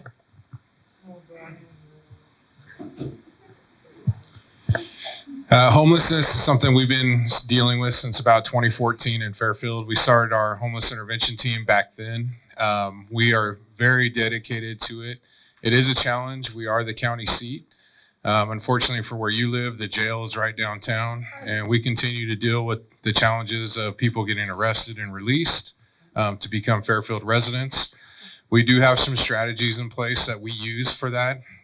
We have started, let me finish. We have started working with the county on mental health because that's a huge issue, right? That is 90% of the people out there have some type of mental health or drug or alcohol addiction. And so we work currently, they come out with us once a month and they go out and it's called street medicine. And so the group that you saw is the police department working with the county. And what we've done is started doing 30, 60, 90-day injectables for medications. And we can't force people to do it, but we've had multiple successes with it. We just had one that's been on the west side of town for a long time. He just took an apartment. We've had several that have that same story. The city council has authorized us to have a street medicine team that will be with us 3 days a week with our HIT team. And we're hoping to see a lot more success because once a month just isn't enough. The challenge is our beds. We have 14 mental health beds in Solano County for crisis. So it gets inundated at North Bay, then they get released from North Bay, they're back into Fairfield, right? And so it's a revolving door for us. We're trying to stay on top of it the best we can. Siri's even trying to help us. It's crazy. So we are trying to do the best we can. We know it's a challenge. I will tell you, as frustrating as it is, we're probably the most active city, definitely in this county, if not Northern California, addressing homelessness right now. I was just at a dinner Thursday night, and the senator, I don't know her name, but she's over in the Stockton area. She's actually working on right now a bill that will probably help with getting us an ability to actually take some of these people that are living gravely disabled. The argument is always, well, let them be, they're fine, but they're not caring for themselves. And if people actually saw how some of these people were living when they were in their tents and different things, and I do speak from experience. I started our HIT team and I was on it for 2 years. So I've been in the tents, I've talked to these people. It's not a clean environment. It's not a good environment. And so that is hopefully going to change if this law goes through. It's past even the care court type stuff. It will help us, give us a little bit more teeth in gravely disabled placements, which right now, if we take someone on a gravely disabled, oftentimes they're just released back out into the community. And so I feel your pain and your frustration. Trust me, I get lots of calls and emails about it.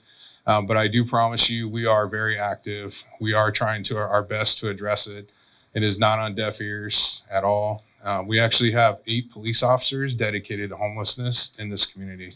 And so, and a social worker and a community service officer. So we are working hard, and we're working with other places, but we do have struggles with placement, so.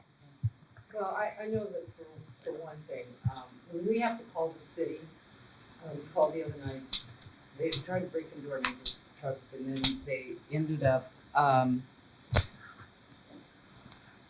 there was a woman that drove up and she was selling drugs to a handful of homeless people. And so I called 911, and it was non-emergency, and the dispatcher was so rude. And I said, could you please send a police officer? She says, what do you want us to do? I was like, are you kidding me? And this was 2 days after I talked to somebody in the mayor's office who was lovely on the phone. And I said, I'd like for you to find a cop, if you have one working, and send him down here. Could we cruise around here a little bit? So I shouldn't have to be the one to go outside and get the hell out of here. So I shouldn't have to be that person that does that or rustle people off my lawn. If a cop sees that somebody's laying on somebody's lawn, get them off. It takes all of us, but there's a lot of empty buildings around here that I think that when owners let buildings set vacant, then that's when the city needs to have some type of law that says we can encroach and we can house as needed. There's a brand new Walmart out by the, car dealerships that could house and have multiple services in there for the homeless. Another thing is somebody needs to write a bill. Somebody needs to write a bill. You guys are smart and astute. You're in the city. You've all got big degrees. That's all that happened when they shut them down.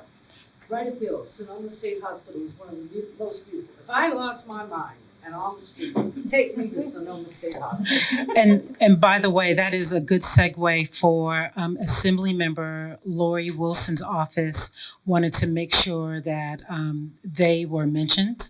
That's one of our legislative bodies, also Senator Bill Dodd. So when I hear bills, that triggered that thought. Okay, so look, we only have a little bit of time, and I want to make sure we're going to call this fire rounds. Okay, so we're going to get through all of these outstanding questions. I see you, Morticia, you're kind of at the end of the queue. But let's hit the fire round. Let's go fast. I want to make sure everybody's questions is answered. And then I have a checklist of all the things y'all email me about. And I'm crossing them off. You're asking a lot of the questions. But I see there's still some outstanding. Okay, I don't remember. Who's next? Yes. Yes, ma'am. My name is Denise LeGrand, and I'm in, Vintage Valley. And my concern is that vote for the lighting, whatever maintenance district, that it didn't go through in our area. So what's the plan for the upkeep now going forward? Good question. That is one of the biggest questions I'm asked on a regular basis. Paul? Yeah, so there is going to be a reduction in service. We're actually putting together information now to update the website, so you'll have a better sense of what that is, what that's going to look like. And then we'll send out postcards to everybody within the district. So it'll basically, very basic information on the postcard, but it'll point you to the website where you can see a little bit more detail on what was before and then what is going forward as far as the reduced levels of service. Thankfully, in North Cordelia, it's not as significant of reduction as other communities in other areas of the city. And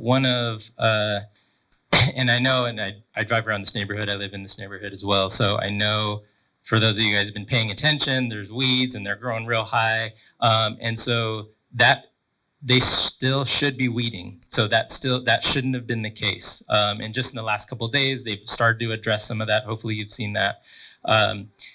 They've got behind this past month. We are withholding payment until they get caught up.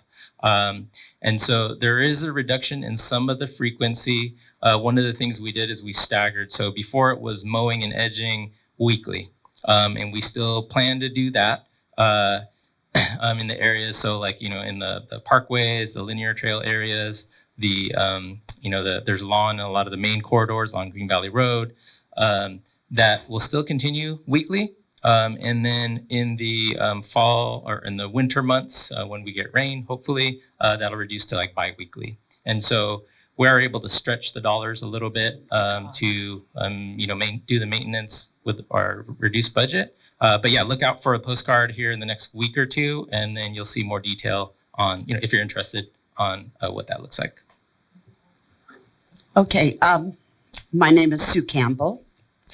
I live out on Green Valley Road, and I want to make a couple comments to Jim. Talk about feeling tension. After this meeting, I'm ready to bolt, I've got to tell you. But one of the things I've learned as to your particular situation, my husband and I have been property managers for 40 years. The homeless are everywhere in every building we have.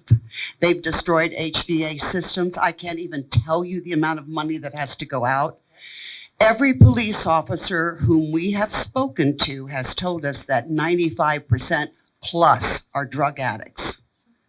And yet, if we move this thing out of our little town and get to the state and national levels, what do we have? We have a bunch of people ruling us, which I call it, who honestly make money on this, who are letting people run over the borders, the drugs are coming in, and here we as little people in a little hometown have to accept that they don't care. I really believe that. Now let me get to these LLMDs, because that has been my passion. As a property manager, I felt very, very solid in getting into this. And about a year and a half ago, I started seeing Green Valley Road and Mangles Boulevard and all the little medians through here deteriorating. I reached out to the city then, and that's when I first found out what an LLMD was, because I'm a relatively new resident. I studied that issue, and I studied the state of California Constitution. And I know what can be done, what can't be done, and I know the importance of property values and landscaping. Not only on property values, but I would say on well-being. When I drive down Green Valley Road, I cannot believe how much it's deteriorated and how quickly. I've actually brought pictures with me, but I understand that the City Council is going to be discussing this on the 19th or 16th, it is, of September. I have it on my calendar. We stood there and actually looked down at the dirt. You talk about fire hazards. Do you know how many dead trees are along there? Dead bushes. Mangles Boulevard is almost a complete blank of black bushes that are completely dead. It's a major issue because what Jim said about feeling the tension, we see these big concrete things going up, you know, these big walls of China everywhere. We see apartments everywhere. We know we don't have the infrastructure. We don't feel any control over this issue at all. And then we go in our own little neighborhood and we drive down our roads and we see that destruction. We think, my God, I don't even have control over that. I don't even have control over my little medians. The grass is brown. The weeds are everywhere. Just coming off the freeway, getting into that little wedge there, running past Safeway, leading onto Business Center Drive. Those things were just planted not long ago. They're all dying. They're covered with weeds. The water isn't out there. The grass is brown. The bushes, and they aren't pruning. And I don't care what you say. I've counted at least 18 dead trees. There's a fire. That's a problem getting out of that little street. So anyway, I do feel knowledgeable about this. I'm going to continue proceeding on that particular thing, but I understand that word tension because I really feel that. I've only lived here 5 years, and when I came out here, it was amazing, and I've seen it just go down really fast, and you have to take it to higher levels even than our council because they're restricted by many, many things. And according to the way they did the LLMDs, they gave it to NBS. NBS followed the California Constitution. And, you know, they had the vote. I know the reasons it didn't pass, but I can't see where they had a problem with any of the laws on the book. So bottom line, this isn't done. We're going to keep working on this. And if I can just do this one little thing and try to cope with the rest, I'll feel good about myself. Thank you. Question, is there, yep, I got you. At what point does this come back? Is there ever a point where this goes back up for a vote?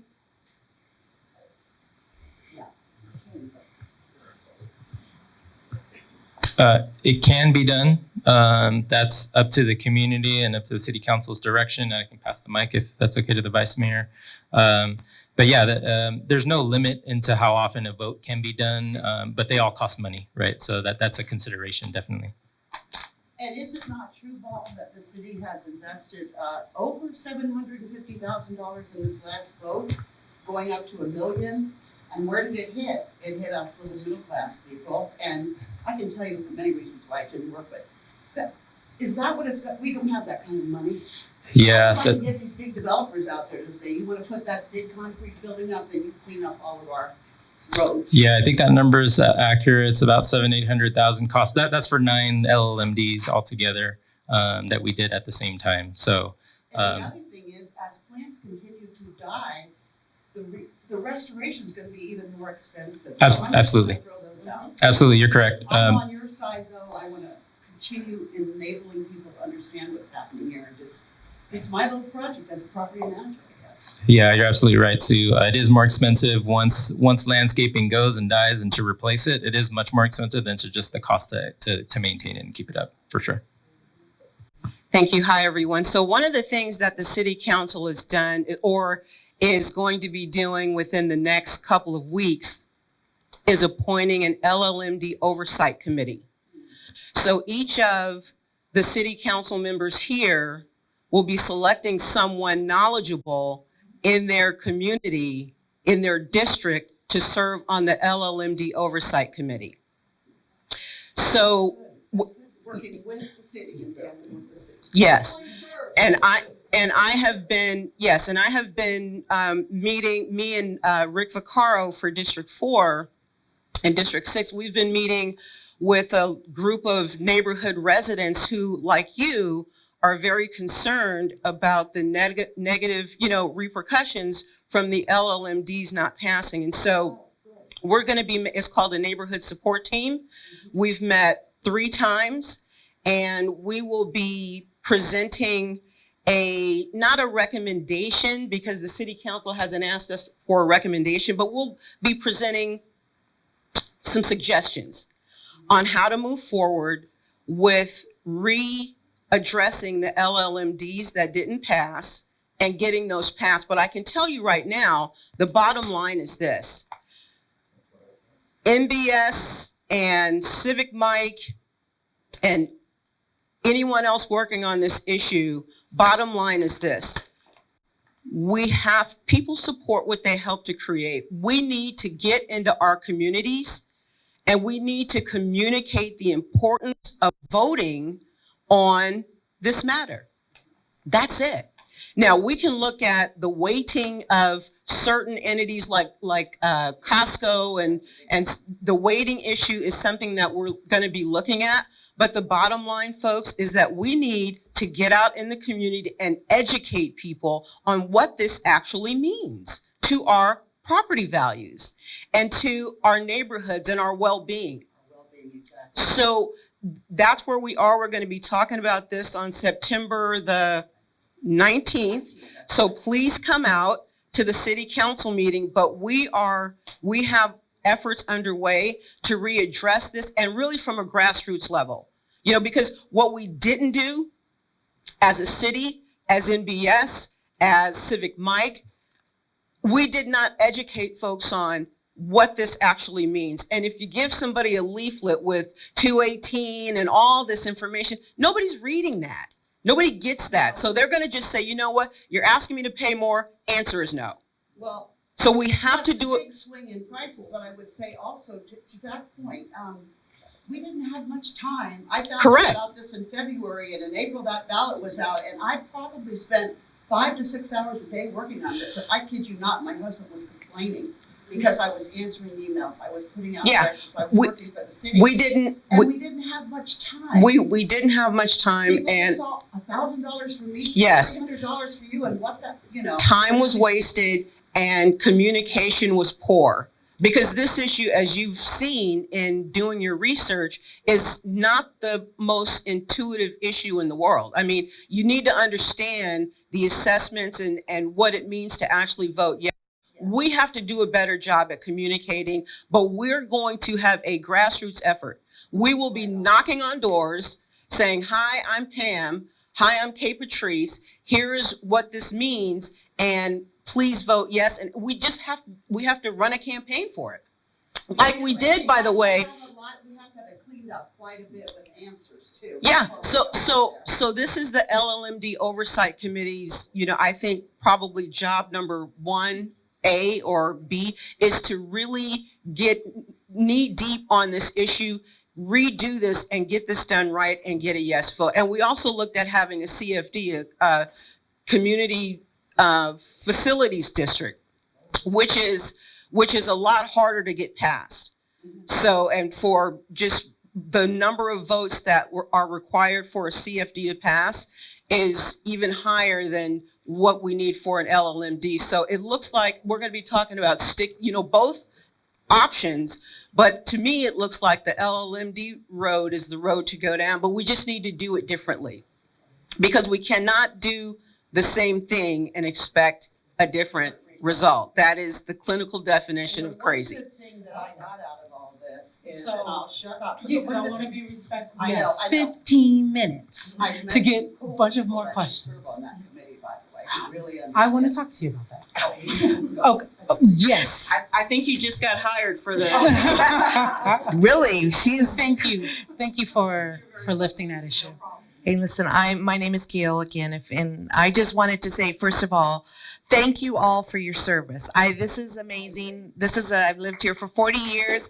I would have attended more of these if this was going on, but it's thank you, Catherine. I appreciate you.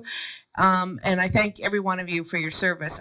You guys have been very responsive. I've had to call the city twice for information about my area, the roads, and somebody's responded and given me lots of information. The school district, I've had questions about things they were doing, and they've responded. So thank you, you guys. I know it's not easy. So I have 2 quick questions. One maybe for you. I think you were talking about the road, the Highway 12 connectors, all this area. About 4 or 5 years ago, maybe even less, I attended a meeting with the Solano Transportation and the state was involved, giving us an overview of what's going on. Can we get another one of those meetings? Somebody to give us an overview of exactly where we're at, and not just diagrams, because looking at those, I'm going, oh my gosh, what does this mean? But is there any way to arrange something like that we can get another overview on that? You're talking about the 80, 680, 12 All of the work project. that's going on with this. I know we got Highway 12 done, we got this done, but I need a refresher. Is that possible, or? Gotcha. That's the Solano Transportation Authority, and I'm looking at the mayor because she's on the board of the Solano Transportation Authority, and they frequently do presentations on that. But I don't know the last time they specifically did some public presentation. I'll ask them to come to the city Yeah. council for Okay. presentation, and I'll we'll look- have it Yeah. on the public agenda. I'll look for it. Okay, and I thank you all for your communication, because you're getting that information out to us. Patrice, thank you. And I know I even get some of yours and everybody. So thank you for getting that information out so we know what's going on, because half the time we can't respond. Another one I wanted to ask is about a police question on I've called the school district and I've called the city on this, on that little area, the road congestion at Rodriguez. They block the whole road so you can't get by. And I don't have any kids in school now, but both my kids are raised and went to school there. I was wondering, I've never seen the presence of police out there after school. Is there any way to get a presence out there to get people from parking in the middle of the road so you can't get by? So we have a school resource Sorry, that's the officer. fire department. I'm And- sorry. But I'll let him answer. It's oh fine. my goodness. I'm so sorry. It's all right. It's the uniform, right? Everybody loves firefighters. So we do have a school resource officer assigned to Rodriguez High. They also are assigned to Green Valley Middle School. So I will talk to them and kind of have them look I into know that. you guys know about it because I've seen it. I know people have been calling, and so I mean I just never seen. And every day I try to go by there, I can't. The whole toll road's blocked there. Yeah, I'll talk to the school resource officer and see what he can do to fix that. So- And I know I got a ticket when my kids were going to school. I parked by the So park, see, you then know. they're obviously there. I parked by the park over there, and they told me to move, and I guess there's nobody here. It was like over. See, when did you have proof That was we like were 20 there? years ago, though. Oh, okay. We still have a school resource officer assigned, so I'll talk to him. see Yeah, I haven't how seen that's them. I would love to see it. All right. Somebody out there telling people to move. Thank you very much, you guys. I don't want to cross. Hi, Susan Engel from Cordelia Neighborhood Watch Block Captain. I heard Mrs. Barnes, I believe that's her name, say that you called 911 for that emergency thing. The Neighborhood Watch told us to call 428-7373. That goes directly to the Fairfield Police Department. When you call 911, it goes to CHP. So 428-7373. Okay, but just to keep that in mind, if anybody's here, 428-7373.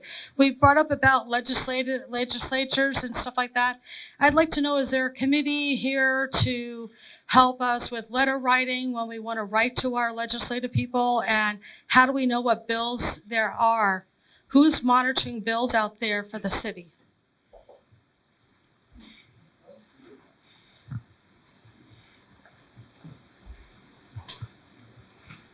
In the ballpark of 2,600. That's the number of bills that were introduced in the California State Legislature in this current legislative cycle. It's unmanageable, right? So we have someone in my office works directly with, we have a lobbyist as well as the League of California Cities. And so each year as the legislature starts to introduce bills, then our lobbyists, based on our legislative platform, every year the city council adopts a legislative platform that talks about what the priorities are for the city. Generally things like maintaining local control, protecting local finances, those types of things. Homeless advocacy, funding for responding to the issues of homelessness. And so we have those two bodies and a staff member that monitors that stuff. And then we write letters of opposition or support based on that legislation that the mayor then signs, and we submit to our legislators so that they know where we're at on those topics. How is that communicated to the residents? And is there a legislative tracker Okay. I'm fairly confident that, why don't I talk with you afterwards? But yeah, I'm fairly confident that we have our legislative platform on our website. What I am questioning in my mind is every single week, or maybe if it's every other week, we put out our legislative tracking information when we send the weekly. So, I hope all of you are signed up for the Fairfield Weekly. It's a weekly email newsletter. Oh, Karen can answer that. But that goes out every single week and has that information.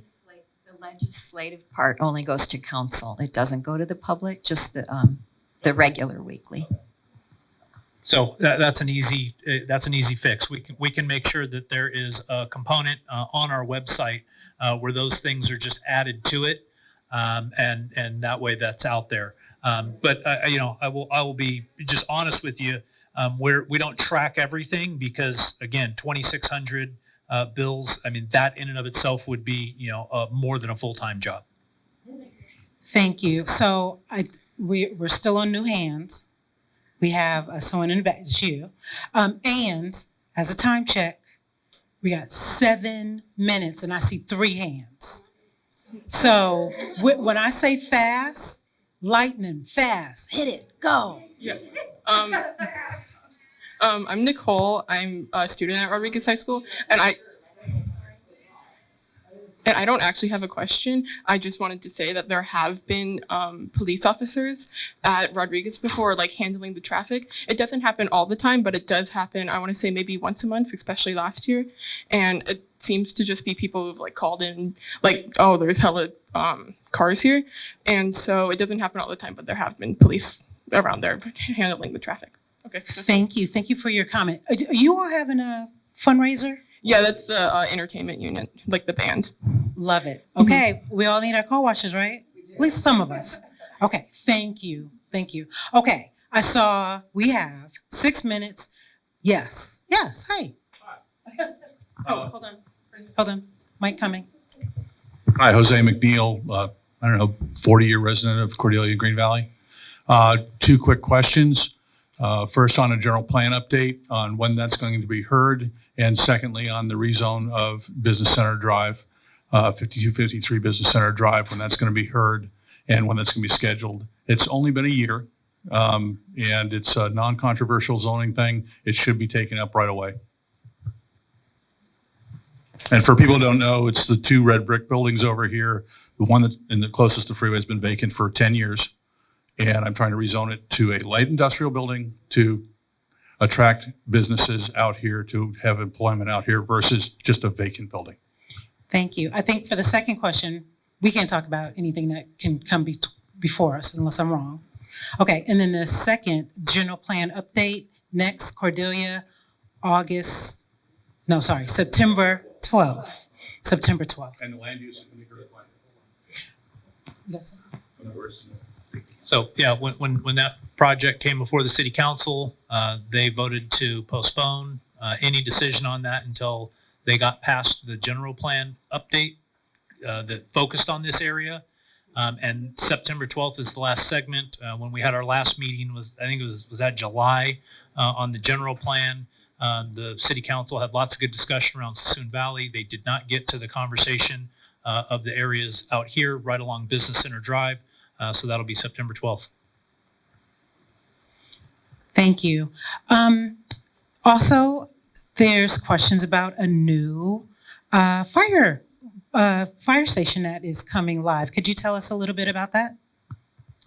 So you may or may not know, but year or so ago, council voted to add an additional fire company to the city of Fairfield. So first time this had happened in about 20 years. So we now have 7 full-time companies. 2 of those are out in the Cordelia area. So we have Station 35, which is on Lopes Road, and that now houses Engine 36 and Engine 35. So we are currently in the process of building Station 36. We'll be down the street on Business Center Drive in Sassoon Valley by the new apartment complex. So we'll have a station on both sides of the freeway. And then just real quick, we did start contracting for service for the Cordelia Fire Protection District, which was a fire district out here. They kind of cover the Green Valley area, all the way to Benicia, all the way to Vallejo.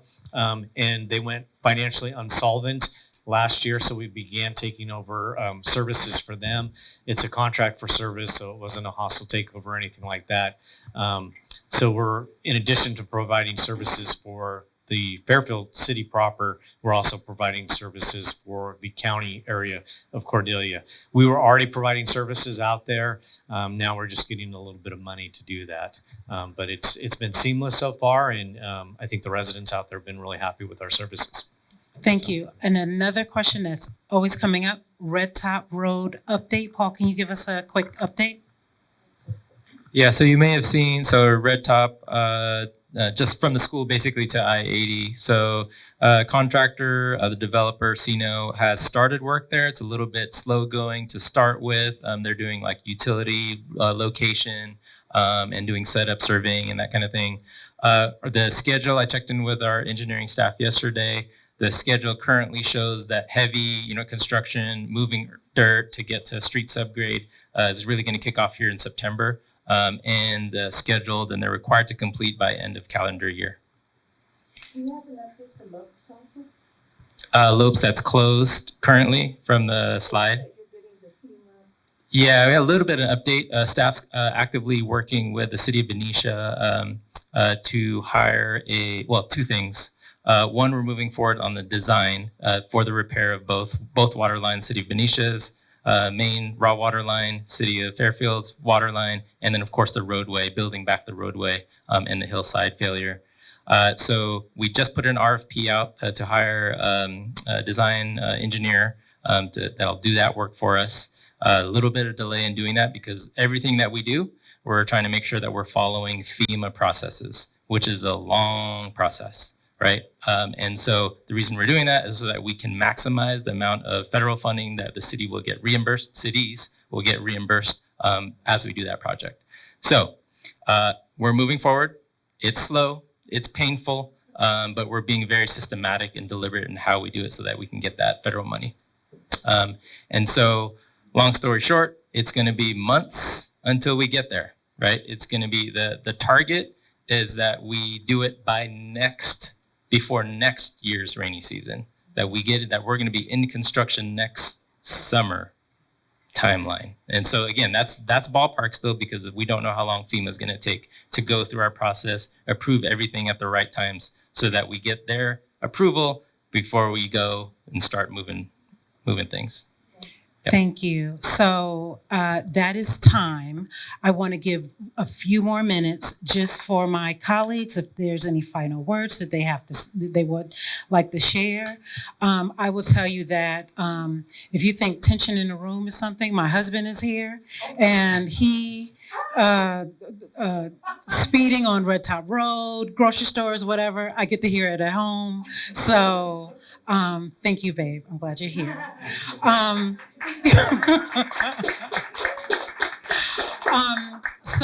But I want to give my colleagues time. We really appreciate these tours. Thank you to the mayor for your vision. It's perfect. It's about listening. We want to know what's here. And the powerful thing about it is we get our amazing staff that steps in here with us and answers questions on the spot. So this knowledge, knowledge and bandwidth, like this is what we get to experience, and this is what represents you in the city. And I know me being on city council just a few months, I'm like just blown away, impressed by them. And you get to see a taste of that as well. So I'm really happy about that. Final thing I'll say before I pass the mic is that I do have a District 1 newsletter. And if you're interested, you can go on Nextdoor. I post it there. I post it on social media. My business cards are here at the end of the desk. As you know, I love emails, so I can forward it around to people that need to do the stuff. So I love it. So you can't email me too much. Sorry. With that, I'm passing the mic. I just want to thank everybody for being here. This was one of the better turnouts. And I appreciate working for you. Real quick, I'm a longtime resident of Fairfield and I love my city. And I lived out here in Cordelia for 6.5 years, right by the school. So my daughter's a graduate from Rodriguez, and my other daughter, younger daughter, could go to Green Valley School. I went to Green Valley School, but it was in a different place, and I was bussed out back at that time. I remember the old stores and all of that as well.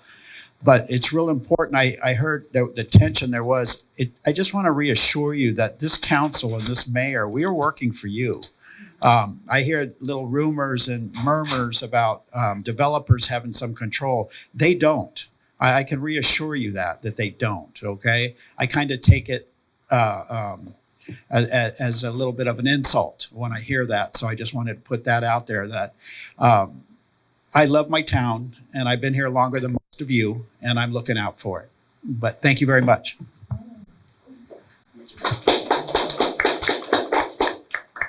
And again, just thank you all for taking the time this morning on a Saturday to meet with all of us. As I've learned on my, I guess now almost 2.5 years on the council, is when there's a complaint, there's a concern.